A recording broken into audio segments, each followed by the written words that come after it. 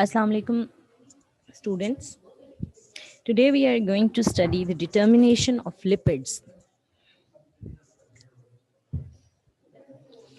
What lipids actually are? Lipids are usually defined as food components that are insoluble in water. It's a wider definition and that are soluble in organic fat solvents. The term lipids, fats, and oils can be used interchangeably to denote such components, although they are not the same. Solvents and mixture of solvents used to extract lipids include ether, petroleum ether, acetone, chloroform, benzene, alcohols, for example, methanol, ethanol, butanol, and water saturated butanol. These are all solvents that can dissolve fat and fat containing and fat like substances, lipids inside them. Lipids are chemical constituents of living organisms or are derived from such constituents. Most lipids commonly possess fatty acids as part of their moiety. Most of the lipids possess fatty acid. Particularly fats and oils are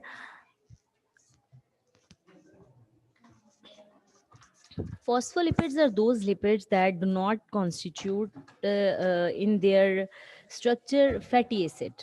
That's why, but they are in part of the lipids.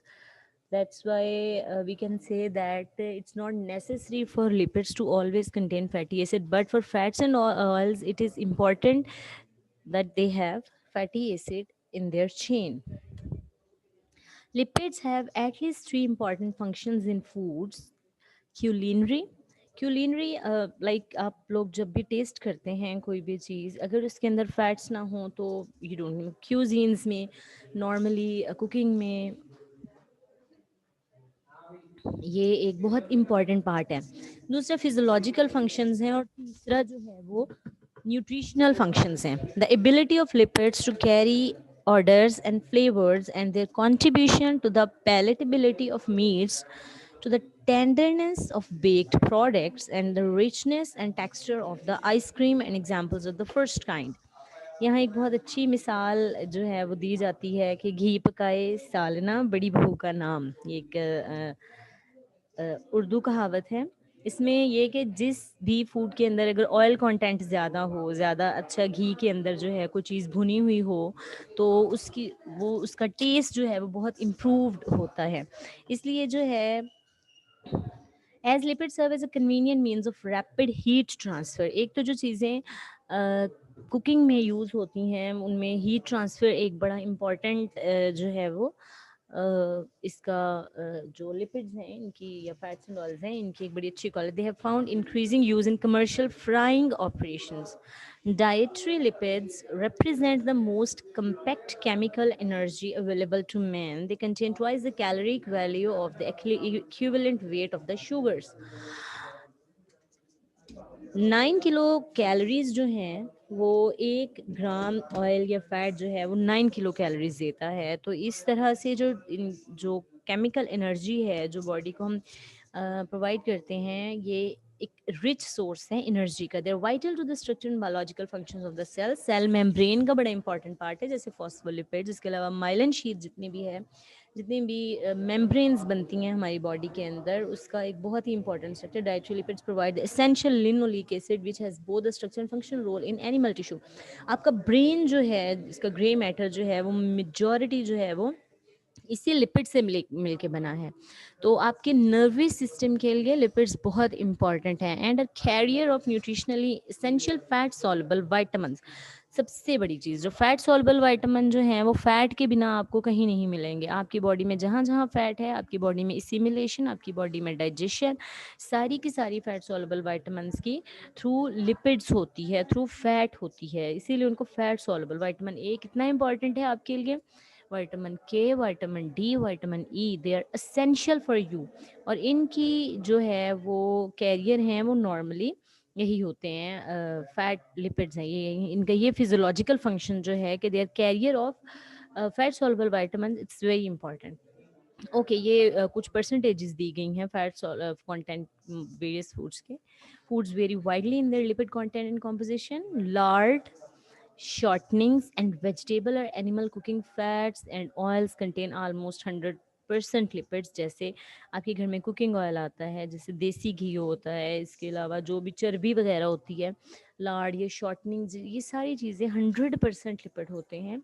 Butter and margarine जो है उसमें 81% तक जो है वो fat content होते हैं. Commercial salad dressing जैसे मायोनीज और हमारे पास ये चिकन स्प्रेड वगैरह होते हैं, इनमें 40 से 70% तक फैट होती है. आलमंड्स में 55% तक लिपिड कंटेंट होते हैं. बीच नट में 50%. मैं स्टूडेंट्स आपको ये बात क्लियर कर दूं कि जो फैट ऑयल लिपिड की टर्म जो है इंटरचेंजेबली यूज़ कर रही हूँ, राइट. कैश्यूज जो हैं इनमें 46% तक फैट कंटेंट या लिपिड कंटेंट होते हैं. पीनट्स में 48, पिकन्स में 71. पिकान्स जो होते हैं they are also nuts, they look like walnuts, थोड़ी सी इनकी वॉलनट्स जो होते हैं ना 64% तक फैट कंटेंट होते हैं. सेसमे सीड्स जिनको तिल बोलते हैं इनमें 50% तक, सनफ्लावर में 47% तक, सेफ्लावर सीड में 60% तक एंड सोयाबीन्स में 18% तक फैट कंटेंट होते हैं. डेयरी प्रोडक्ट्स के अंदर जो कॉटेज चीज़, घर में जो चीज़ बनाते हैं हम लोग जो है, जिसको पनीर भी बोलते हैं, 4% तक फैट होती है उसके अंदर. क्रीम चीज़ में 38% तक. फ्रेश फ्लूइड काउ मिल्क जो होता है 3.7% तक काउ मिल्क के अंदर फैट जो है जाती है. 3 मतलब मैक्सिमम 4 तक जाती है काउ में. ड्राइड मिल्क जो होता है उसमें 27.5% तक फैट. क्रीम में 20 से 38% तक रेंज करता है. लाइट क्रीम्स में 20% तक फैट कंटेंट होता है, जबकि हैवी विपिंग क्रीम के अंदर 38% तक रेंज करता है. The fat content of ice creams are mostly 12%. इन सीरियल प्रोडक्ट की बात करते हैं तो grains contain only 3 to 5% but the germ around 30%. अगर आप होल ग्रेन की बात करें ड्राई वेट बेसिस पे तो 3 से 5% तक ऑयल. लेकिन अगर आप अकेले जर्म की बात करें तो मोस्टली जर्म में 30% तक ऑयल कंटेंट होते हैं. ब्रेड में 3 to 6%, कुकीज़ 15 to 30%, क्रैकर्स साल्टाइन्स में हैं वो 12% तक होगा. चॉकलेट कोटेड ग्रहण crackers 24%. Fat content of various food, यहाँ पर हम जो है वो एनिमल प्रोडक्ट्स की अगर बात करते हैं तो रा बीफ कारकेस जो है आपके पास, बीफ यानी वो जो बड़ा जानवर होता है, जैसे ऑक्स वगैरह, जब उनको उनके जो कार्केसेस हैं उनमें 16 से 25% तक फैट कंटेंट होता है. बच्चों अगर फैट ना हो गोश्त के अंदर, मीट के अंदर फैट लेयर्स ना हो तो आप कभी उसका वो टेस्ट जो है वो आपको आ ही ना सके, क्योंकि जो प्रोटीन होता है ना मोस्टली इसका टेस्ट जो होता है वो बहुत ही फ्लैट होता है. सॉसेजेस में 15 to 50% तक वेरी करते हैं fat content. Total edible hens and cocks, ये जितने भी आपके पास ब्रॉयलर मीट है, देसी है, इसमें 25% के करीब, हेरिंग के अंदर 11%, रा ट्यूना फिश जो है 4%, और वो जो ऑयल में कैनिंग हो उसमें 21% तक फैट होती है. Edible portion of egg contain, edible portion मतलब वो उसके छिलके के बिना, 12% तक लिपिड होते हैं. योक के अंदर क्वांटिटी ऑफ फैट ज़्यादा होती है, लिपिड्स की क्वांटिटी ज़्यादा होती है. 20 फास्फो लिपिड लेसिथिन, मतलब लिपिड्स कहना यहाँ ज़्यादा बेहतर होगा, 29% तक होती है. Commercial dried whole eggs contain 41% तक फैट. ड्राइड योक्स में 57% तक चली जाती है. फ्रूट्स एंड वेजिटेबल के अंदर बहुत निग्लिजिबल कंटेंट होता है फैट्स का. एवोकेडो के अंदर यहाँ भी थोड़ा सा वेरी करता है, ठीक है. एवोकेडोज जो है उनमें 16% तक आ जाता है. जॉइंट साइज पिकल्ड ऑलिव्स जो हैं उनमें 10%. सॉल्ट ड्राइड जो पिकल्ड ऑलिव्स होती हैं 36% तक. Oil coated Greek style olives में 30% तक. स्वीट चॉकलेट के अंदर 35%, बिटर और baking chocolate 53% and so on. General procedure for extracting lipids, lipids को कंटेंट को बिल्कुल ऐसे ही जैसे हमने प्रोटीन में बात की थी कि प्रोटीन कंटेंट को एग्जैक्ट अगर उसकी अमाउंट डिटर्मिन करनी है तो हम क्या कर सकते हैं कि हम उसमें प्रोटीन को आइसोलेट करें उस फूड सिस्टम से और उसको वे कर लें।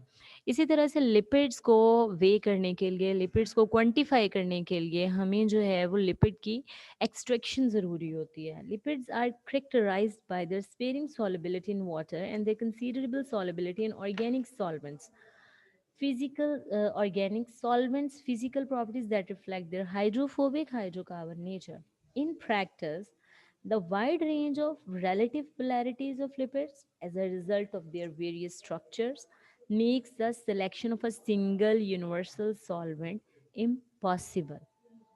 Successful extraction requires that bonds between lipids and other compounds be broken so that lipids are free and solubilized. Generally, such solubility is attained when polarities of the lipids and the solvent are similar. For example, the nonpolar triglycerides are dissolved in nonpolar solvents such as hexane and petroleum ether. Boiling point distillate from petroleum. Polar compounds such as glycolipids are soluble in alcohols.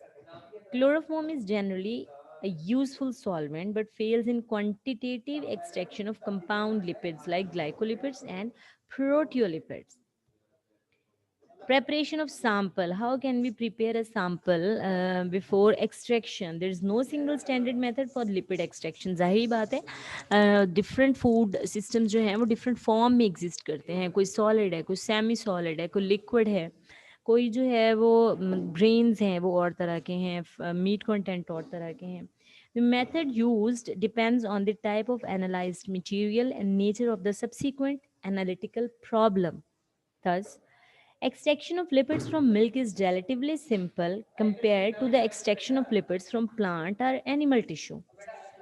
The later materials require some type of fragmentation, like ये जो है plant और animal material की fragmentation ज़रूरी होती है, such as mechanical grinding, sonic disintegration, homogenization, or compression, decompression. During these steps, it is important to keep the chemical, physical, and enzymatic degradation of lipid to a minimum. Protein में भी जब बात हुई थी यही हुई थी कि प्रोटीन कंटेंट या जो नाइट्रोज जो हमारे पास एक्चुअल में हमें चीज़ चाहिए मिनरल्स की, सॉरी, जब बात हुई थी कि मिनरल वोलेटिलाइजेशन कम से कम होनी चाहिए, इस तरह प्रोटीन में भी नाइट्रोजन कंटेंट जो है वो लॉस्ट कम से कम होना चाहिए. सेम हेयर के जो डैमेज है, डिग्रेडेशन ऑफ लिपिड, वो कम से कम हो ताकि हम अगर वो अपना हैं तो बेसिकली हाइड्रोकार्बन्स है ना, फैट्स एंड ऑयल्स. तो अगर अब वो उसकी डिसइंटीग्रेशन होती है तो वो छोटे कंपाउंड्स में, तो वो हमारी जो एस्टिमेशन है या क्वांटिफिकेशन है उस पर इफेक्ट डाल सकता है. This is usually accomplished by the control of temperature, chemical environment and time of exposure of the material to each solvent.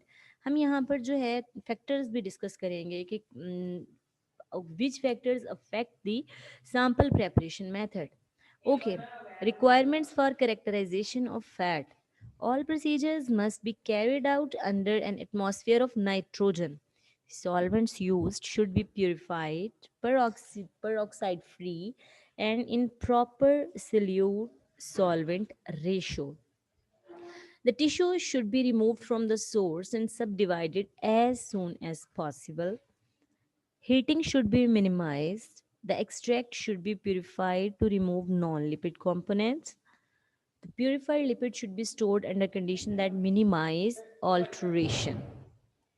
Factors that affect the lipid extraction. The moisture content is an important factor. Only part of the lipids can be extracted with ether from moist material, as the solvent cannot penetrate the tissues and the extractant becomes saturated with water and thus inefficient for lipid extraction. Right? Second, drying at elevated temperature is undesirable because some lipids lost which become bound to protein and carbohydrate and are rendered inextractable.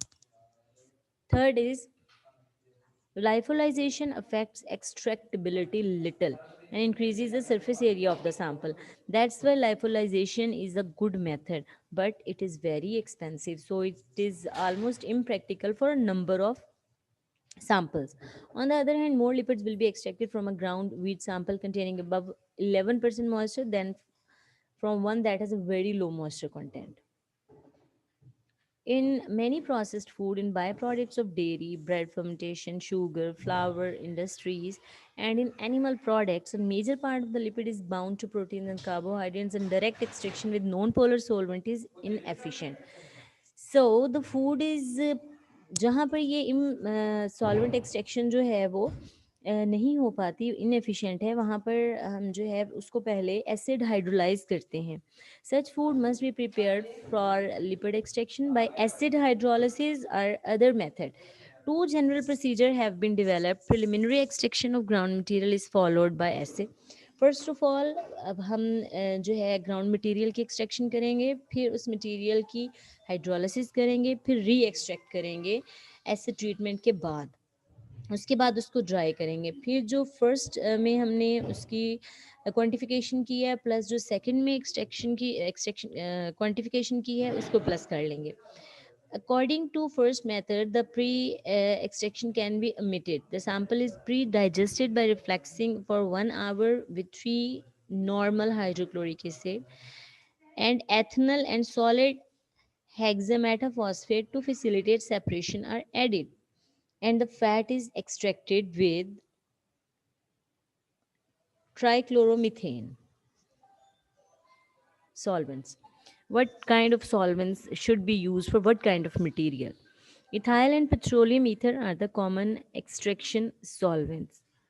There is growing tendency to use petroleum ether because it is more selective towards lipids. Ethyl ether is better solvent for fat than petroleum ether and will dissolve oxidized lipids.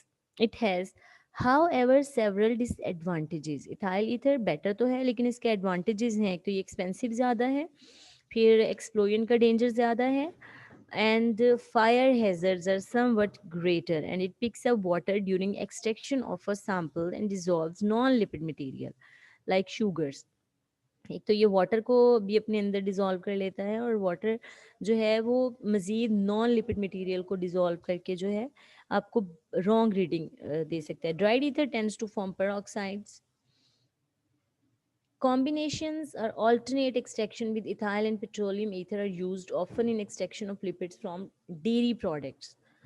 Mixture of alcohol and ether are employed to remove fat from certain biological materials, although the extract is rich in non-lipid components that must be subsequently separated. Like अगर आपने alcohol और ether को use करना है तो इसमें बहुत सारे और नॉन लिपिड मटेरियल भी आ जाएंगे जिनको बाद में डिफरेंट ट्रीटमेंट्स के साथ सेपरेट करना पड़ेगा और फैट को अलग करना पड़ेगा. Of a number of solvent tried, water saturated normal butanol was most effective in extracting lipid material from ground wheat, flour, bran, and gluten. Super saturated butanol has since been used extensively to extract lipids from cereals.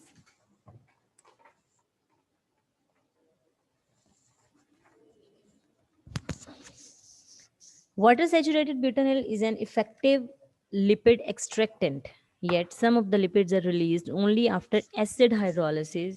In addition, the solvent has a strong odor and requires relatively high temperature of evaporation even in vacuum. Okay, a rapid method for lipid extraction for isolation and purification of total lipids from animal tissue by means of phase partition of the ternary mixture of chloroform, methanol, and water. In the simplified procedure, the sample is homogenized with the mixture of chloroform and methanol in such proportions that a miscible system is formed with the water in the sample. Okay, then dilution with chloroform and water separates the homogenate into two layers. The chloroform layer containing all the lipids and the methanol layer containing all the non-lipids. So purified extract is obtained by isolating the chloroform layer. यहाँ पर ये जो method है lipid extraction का, ये कुछ materials के लिए हो सकता है कि ये बहुत ही अच्छा हो. यहाँ पर जो है वो तीन मिक्सचर ऑफ क्लोरोफॉर्म, मेथनॉल और वाटर यूज़ किया गया है. इसमें सबसे पहले जो है वो सैंपल को होमोजेनाइज करके क्लोरोफॉर्म और मेथनॉल के साथ, उसके बाद वाटर के साथ मिक्स करना है, तो दो डिस्टिंक्ट लेयर बन जाती हैं। एक में क्लोरोफॉर्म कंटेनिंग ऑल लिपिड और दूसरे में methanol containing all non lipids, right. ये एक अच्छा मेथड है जिसमें ये एक two general type of lipid protein complexes are known. ये ज़रा इम्पॉर्टेंट है कि ये हमने सिर्फ और सिर्फ जो है वो इट्स नॉट दैट इजी कि आप जो है वो किसी भी मटेरियल में से जो है वो लिपिड एक्सट्रैक्ट कर सके, क्योंकि they mostly are present in the form of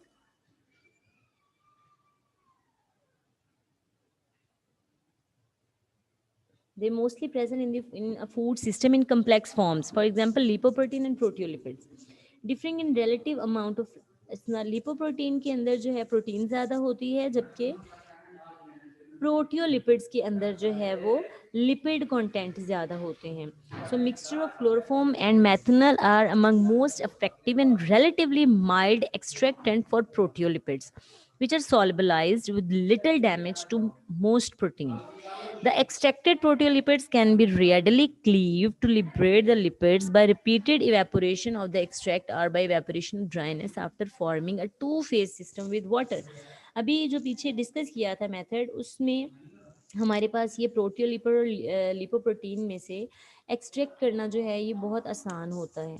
this cleavage is based on the ratio of chloroform methanol during evaporation. The original ratio is 2:1, 2 volume chloroform 1 volume methanol, or volume, अच्छा जी, is on a molar basis is useful in extraction of intact proteolipid, as the high concentration of chloroform reduces greatly the hydrogen bonding capacity of the methanol and prevents disruption of electrostatic bonds of the proteolipids, right। यहाँ पर थोड़ा सा ये पहले discuss हुआ है कि food systems के अंदर जब भी हम, तो मिनिमम डैमेज होना चाहिए लिपिड्स को। लिपोप्रोटीन्स के अंदर जो है वो प्रोटीन कंटेंट ज़्यादा होता है और प्रोटियोलिपिड्स के अंदर लिपिड कंटेंट ज़्यादा होता है। देयरफॉर जो लिपोप्रोटीन है उसमें से इन दोनों मिक्स में से जो है वो हमारे लिए ज़रूरी है कि जब हम लिपिड एक्सट्रैक्ट करें तो जो है वो मैक्सिमम क्वांटिटी लिपिड और नॉन लिपिड की अलग अलग हो जाए। तो इसमें हम वही वाला सिस्टम यूज़ करते हैं जिसमें ट्रायो यूज़ हुआ था, क्लोरोफॉर्म, मेथनॉल एंड वाटर, जिसमें क्लोरोफॉर्म और मेथनॉल जो हैं वो 2:1 की रेशियो में यूज़ होते हैं। ये क्या करते हैं, जब हम इसके अंदर इसको करते हैं, डिज़ोल्व करते हैं, तो बहुत ज़्यादा हाइड्रोजन बॉन्डिंग होती है जो प्रोटीन और लिपिड्स की, वो आपस में वीक हो जाती है, जिसके रिजल्ट में हमारे पास ये एक्सट्रैक्शन ईजी हो जाते हैं ड्यूरिंग। उसके बाद हमारे पास जो ये क्लोरोफॉर्म हो गया, जब सेपरेट कर लेते हैं तो उस मिक्सचर को क्लोरोफॉर्म जिसके अंदर लिपिड कंटेंट है उसको सेपरेट कर लेते हैं, फिर उसमें से क्लोरोफॉर्म को इवेपोरेट कर देते हैं, जो रिमेनिंग आ जाता है वो हमारे पास लिपिड कंटेंट होते हैं। During evaporation the concentration of chloroform decreases more rapidly than that of the methanol, as more methanol becomes available to attack and rupture linkages between the protein and the lipid. The protein is gradually denatured and precipitated. That's why यहाँ पर जो है quantity of methanol जो है वो कम रखी गई है। ओके अभी हम नॉर्मली जो यूज़ करते हैं अपने सिस्टम्स के अंदर, लेबॉर्ट्री के अंदर, वो दो तरह के हैं, एक सॉक्सलेट है और एक सॉक्सटेक है। सॉक्सलेट में डायरेक्ट एक्सट्रैक्शन होती है लिपिड्स की, एग्जैक्टली प्रिंसिपल इसमें सॉल्वेंट एक्सट्रैक्शन का ही है। सैंपल जो होता है वो थिम्बल के अंदर, दिस इज़ एक्चुअली थिम्बल, इसके अंदर हम वो सैंपल रखेंगे, cotton wool to prevent, defatted cotton wool रखेंगे to prevent small particles from finding their way into the flask, is placed in the middle part of the apparatus. Flask is filled with the solvent. The three parts of the apparatus are assembled, the condenser attached to the tap, and the heating of the solvent in the flask started. The condensing vapors fill the middle part containing the sample and carry the dissolved liquid into the flask by a siphoning action each time to height of the siphon is attained. At the end, exhaustive extraction, the apparatus is disconnected, the solvent from the tiered flask is evaporated, and the way increase is calculated. The most efficient extractors for most material are the continuous percolator type. अच्छा ये देखिए, यहाँ पर जो है thimble के अंदर sample रखा जाएगा। यहाँ पर हम इसके अंदर जो है वो थ्रू कंडेंसर जो है ड्रॉप बाय ड्रॉप इसके ऊपर गिरेगा। ये जो हमारे पास सॉल्वेंट होता है, वो सॉल्वेंट जो है वो डिज़ोल्व हो के जैसे जैसे वो ये साइफन जो है इसके अंदर भरता जाएगा, भरता जाएगा, भरता जाएगा, और फाइनली जो है ये हमारी इस फ्लास्क के अंदर जो है मिक्सचर,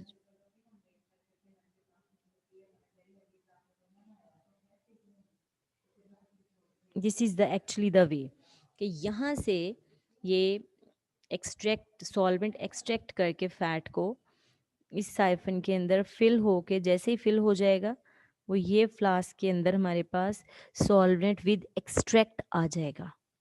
ठीक है।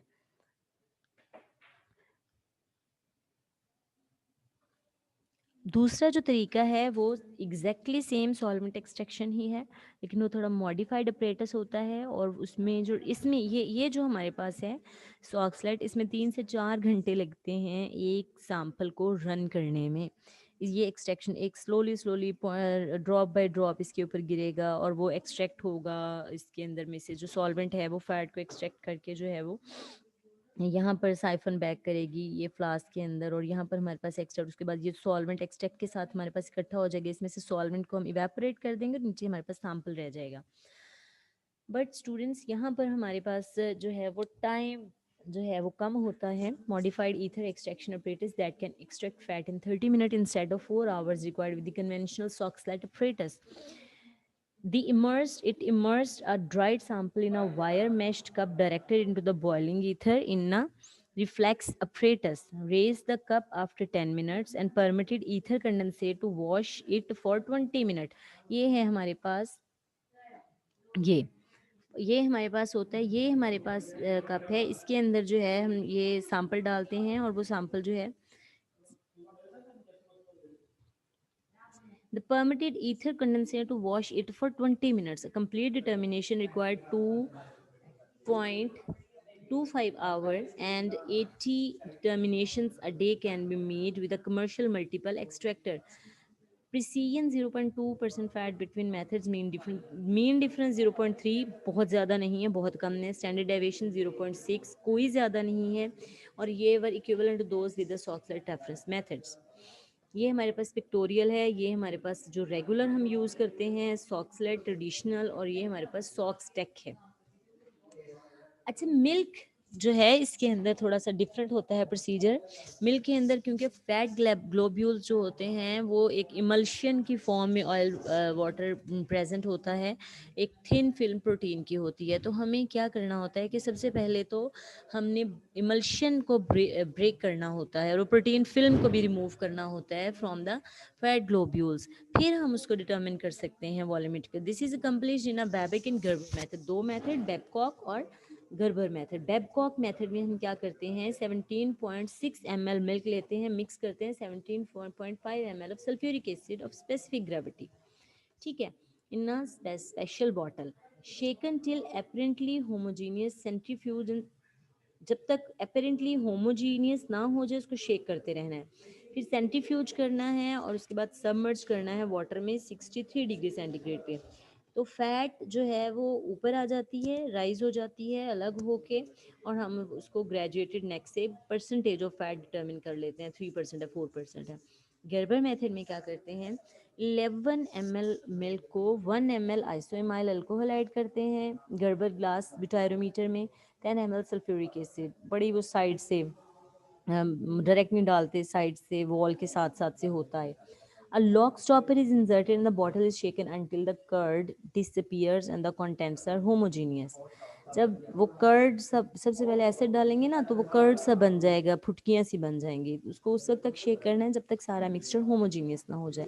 The butyrometer is centrifuged for 4 minutes, submerged to top of graduate stern in the water of 63 degrees centigrade for 5 minutes, and the fat contents are read off। वैसे ग्रेजुएटेड नेक जो होती है butyrometer की, वहाँ से फैट परसेंटेज वहाँ पे 1 2 3 4 5 लिखा होता है, जितनी परसेंट वो ऊपर सेपरेट हो जाती है फैट, हम वो नंबर के काउंट कर लेते हैं, 3 4 5 इतने परसेंट फैट होती है। Gerber test is simpler and the wider general application than the Babcock test. Chairing is generally avoided by the ratio of milk to sulfuric acid. मतलब आइसोएमाइल अल्कोहल भी इम्प्रूव करती है फैट सेपरेशन को और reduce करती है सल्फ्यूरिक एसिड। सल्फ्यूरिक एसिड का effect ये है कि वो जो हमने रेशो डाली है ना 10 ml, तो वो 10 ml रेशो क्या प्रॉब्लम कॉज करती है कि वो लिपिड की डिसइंटीग्रेशन हो सकती है मिल्क फैट की। इसीलिए हम आइसोमाइल अल्कोहल डालते हैं जो कि फैट सेपरेशन को तो इम्प्रूव करती है लेकिन सल्फ्यूरिक एसिड से बर्निंग को रोकती है। Thank you very much students.